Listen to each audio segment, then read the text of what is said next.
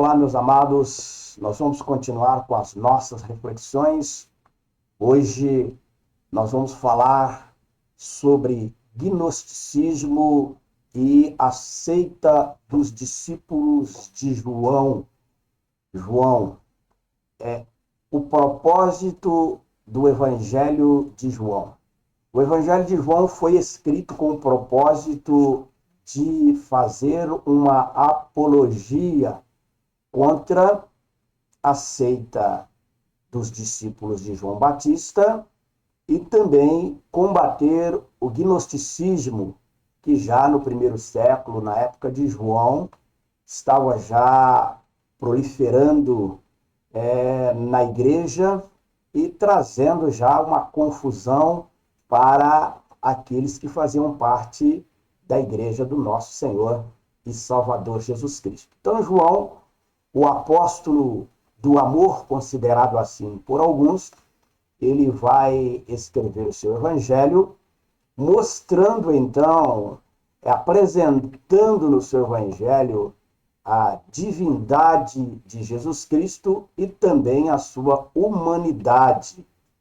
E ele então vai derrubar a tese dos filósofos pré-socrático, ele vai derrubar o pensamento dos discípulos de João e ele vai mostrar que Jesus Cristo é o Verbo encarnado. Então, quando nós vamos para as Escrituras, quando nós tomamos a palavra de Deus, no Evangelho de João, no capítulo 1, nós podemos ver que João, ele deixa de falar de Jesus Cristo, assim como falou Mateus, como falou Marcos e Lucas, e vai tratar exatamente da divindade de Jesus, apresentando Jesus então como Deus, um Deus encarnado. Porque Mateus escreve apresentando Jesus aos judeus, mostrando pelas profecias que Jesus Cristo era o Messias prometido. Marcos, ele escreve para os romanos, mostrando Jesus sempre em ação. E Lucas escreve, então, para os gregos, endereçando o seu evangelho e Atos dos Apóstolos para Teófilo. Mas João, ele vai agora deixar de se preocupar com os judeus, com os gregos, e ele vai falar então com toda a igreja, com todas as pessoas, mostrando Jesus como Deus. E no primeiro versículo do capítulo 1, João, então, ele vai voltar à eternidade. Ele apresenta, então, Jesus lá na eternidade. Ele diz, no princípio era o Verbo. E o Verbo estava com Deus, e o Verbo era Deus. Então, logo no início do seu evangelho, João já começa a apresentar e mostrar a divindade do nosso Senhor e Salvador Jesus Cristo. A primeira coisa que nós podemos ver aqui é que ele vai falar do princípio. Ele vai falar do princípio. No princípio, criou Deus os céus e a terra. Mostrando que no princípio, Jesus estava com Deus, e que Jesus é Deus. Mas quando ele fala do princípio aqui, ele já está derrubando a tese dos pré-socráticos, né? Ele está derrubando a tese dos pré-socráticos, porque os pré-socráticos, que podemos também chamá-los de os filósofos da física ou filósofos da natureza, aqueles que realmente começaram a pensar como o mundo veio a existir. Eles que estavam acostumados com os mitos, agora eles deixam o mito e começam a se preocupar com a existência do universo. E nós temos então o primeiro filósofo, que é Tales de Mileto, que nasceu e viveu na época de 625 a 546 a.C., Tales de Mileto, que foi o primeiro pré-socrático, ele vai apresentar uma tese dizendo que o arquê, o princípio de todas as coisas, o princípio da criação, da existência de todas as coisas, era a água. Então, ele tem ali a sua tese dizendo que a água, através da água, todas as coisas se originaram. Depois nós temos o segundo, que é seu sucessor, que é Anaximandro de Mileto, 610 a 546 a.C., que era sucessor de Tales de Mileto.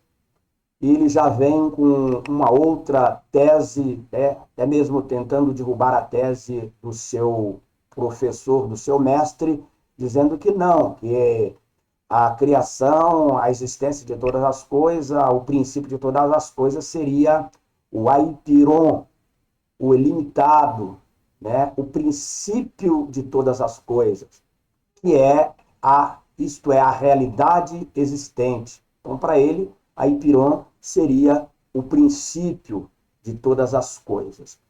Logo em seguida, nós temos aí o seu sucessor também, seu aluno, que é Anaximenes de Mileto, 583 a 524 a.C., que também tinha o seu arquê, tem também o seu princípio, e ele então vai dizer que todas as coisas vieram a existir por causa do ar. O ar é o princípio da existência de todas as coisas. E nós temos também, então, Pitágoras, né? Pitágoras, ele vai dizer que o princípio de todas as coisas é os números. Os números. O princípio de todas as coisas são os números. Pitágoras de Samos, ele dizia, então, que o elemento principal da existência de todas as coisas seria o número. Então, nós vemos quando João volta, ele diz, no princípio, criou Deus os céus e a terra. Ou melhor, no princípio era o verbo, e o verbo estava com Deus, e o verbo era Deus, e todas as coisas foram feitas por ele, e sem ele nada do que se foi feito se fez. Então, ele está aqui dizendo para estes pré-socráticos, não. O princípio da criação não é a água. O princípio da criação não é o ar. O princípio da criação não é a aipiron, e nem o números. O princípio da criação é Jesus. Jesus Cristo, que no princípio estava com Deus e que era Deus, e todas as coisas foram feitas por ele. Então, João está aqui derrubando este pensamento dos filósofos da natureza, dizendo que não. E ele apresenta Jesus como o Criador. Como nós lemos aqui, podemos ler aqui, João capítulo 1, versículo 3, está bem claro quando ele diz, tudo foi feito por meio dele. Sem ele, nada foi feito. Então, sem ele, nada podia vir existir. Porque ele é o Criador da água, ele é o Criador do fogo, ele é o Criador do ar, ele é o Criador do vento, ele é Criador de todas as coisas. Então, ele é o princípio gerador de todas as coisas. Então, dentro deste primeiro ponto aqui que nós acabamos de abordar, João desfaz o pensamento filosófico dos filósofos pré-socráticos, dos filósofos da natureza, mostrando que Jesus Cristo é o Criador de todas as coisas. Quando João, este mesmo João, ele escreve, a igreja estava lá em Laodiceia, capítulo 3, Apocalipse, capítulo 3, verso de número 14. Nós podemos ver que ele faz aqui no Evangelho de João uma bela afirmação aqui no versículo 14 de Apocalipse 3. Ele vai dizer assim, veja bem: ao anjo da igreja em Laodiceia escreve: assim fala o Amém, a testemunha fiel e verdadeira, o princípio da criação de Deus. Então ele é o princípio da criação de Deus. Ele criou todas as coisas para a glória do nome do Senhor. Com esse argumento, aqui nós entendemos que vão estar derrubando os argumentos filosóficos e pensadores de todos os tempos. Inclusive, podemos afirmar que ele está derrubando também a tese, né? Está derrubando aqui também o pensamento da evolução, a teoria da evolução, porque nada veio evoluir por si só, por si mesmo, mas Jesus, o princípio da criação, ele criou todas as coisas. O Filho eterno de Deus criou todas as coisas para a sua glória, para o seu louvor. Então, partindo deste primeiro ponto, nós podemos agora entrar no segundo ponto, que é quando os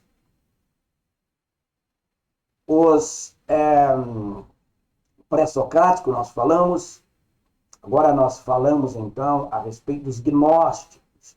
Então nós podemos partir aqui e ver que os gnósticos, que eram dualistas, que tinha um pensamento dualístico, dizendo que o Senhor Jesus não poderia ter um corpo físico, pois a alma não pode estar presente em um corpo físico, assim como Jesus, no caso de Jesus como Filho de Deus. Então aqui, o propósito de João também era defender aqui e combater o gnosticismo da época, esta seita que já havia ali há muito tempo, que não acreditava então na divindade do Senhor Jesus. Então nós estamos vendo aqui que eles tinham um pensamento, e nesse pensamento havia uma dualidade entre carne e espírito, e dizia que a matéria é má, e Jesus não poderia então possuir, sendo Deus, possuir um corpo material. Mas João, então, ele vai mostrar aqui, dentro desse texto, que Jesus Cristo, aqui no seu evangelho, que Jesus Cristo era assim, Deus homem. Era Deus homem. Então, para os gnósticos, o corpo é uma prisão da alma. Em algum tempo, lá na eternidade, a alma foi aprisionada no corpo, e agora, estando ela no corpo, ela precisava se libertar. Para a filosofia, essa libertação da alma vem pelo conhecimento filosófico. Pelo conhecimento filosófico. Mas aqui eles acreditavam que realmente o conhecimento ia trazer libertação para a alma. Mas nós sabemos, biblicamente falando, que o único que pode libertar a alma do homem é o Senhor Jesus Cristo. E que o corpo não é uma prisão da alma. O corpo é habitação do Espírito Santo. O nosso corpo é habitação do Espírito Santo, e por isso é tão valioso o corpo que o Senhor Jesus vai ressuscitá-lo naquele grande dia. Então aqui, João vai apresentar Jesus encarnado. No capítulo 1, aqui do Evangelho de João, versículo 14, João vai afirmar que Jesus Cristo veio em carne. Capítulo 1, verso 14, está escrito assim: o Verbo se fez carne e habitou entre nós. Vimos a sua glória, a glória que ele tem junto ao Pai como Filho único. Estou lendo aqui na Bíblia de Jerusalém. Então, mostrando aí que Jesus Cristo, ele sim A Bíblia diz que ele tinha um corpo humano, um corpo físico, né? Que ele encarnou e ele habitou. Esta palavra habitar aí é tabernaculou. Ele tabernaculou, ele veio morar entre nós. E é por isso que no seu nome é Emanuel, Deus conosco. Então aí, João agora ele está voltando então à eternidade para provar a existência de Cristo, que desde o princípio já era Deus, estava com Deus, e ele então mostra a divindade de Cristo, mas também mostra a sua humanidade, porque o ser divino que habita num corpo humano, né? Por isso que a Bíblia, a Cristologia vai nos mostrar que ele era 100% Deus e 100% homem, pois ele habitava em um corpo humano. Louvado seja Deus. Então aqui nós podemos observar, João ele está afirmando a divindade de Cristo, de Jesus. Ele está afirmando essa divindade. E também afirmando a humanidade. Porque todo ser humano possui um corpo. Todo o ser humano tem um corpo físico. E ao longo do Evangelho de João, ele vai provar isso mostrando que Jesus Cristo cansava, Jesus Cristo tinha fome, tinha sede. Então ele mostra Jesus totalmente humano, coisa que os gnósticos não aceitavam. Os gnósticos não tinham isto em mente. Então, João está derrubando estas teses com seu argumento maravilhoso no Evangelho de João. E a terceira coisa que nós temos aqui a abordar no nosso argumento aqui no livro de João é que os discípulos de João, a seita dos discípulos de João não aceitava Jesus como um profeta. Para eles, o verdadeiro profeta era João Batista. Jesus, para eles, era um impostor, era um falso profeta. Né? E João, então, aí ele vai também nos mostrar aqui no seu evangelho que não, que Jesus é o Filho de Deus e que João Batista foi simplesmente a voz que clama no deserto. Profeta, mas uma voz que clama no deserto. Aquele que veio preparar o caminho para a chegada do Messias. Então, no capítulo 1, versículo 6, João vai derrubar esse pensamento dos discípulos de João acerca de João e a respeito de Jesus.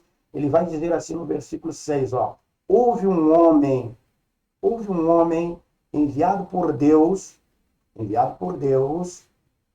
veja, um homem enviado por Deus, seu nome era João. Está falando aqui de João, o Batista, filho de Zebedeu. Houve um homem enviado por Deus e o seu nome era João. Deixa bem claro. Este veio como testemunha, para dar testemunha da luz, a fim de que todos crescem por meio dele.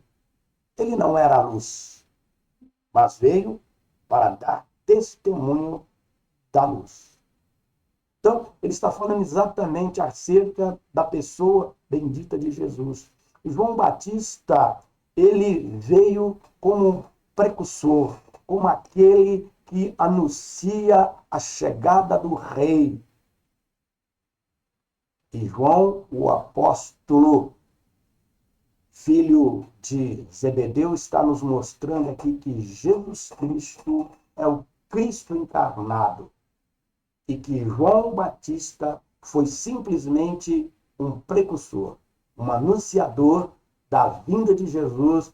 Ele veio para dar testemunha de Jesus e mostrar que Jesus Cristo era, sim, o Messias, aquele que veio em carne e habitou entre nós. Louvado seja o nome do Senhor Jesus.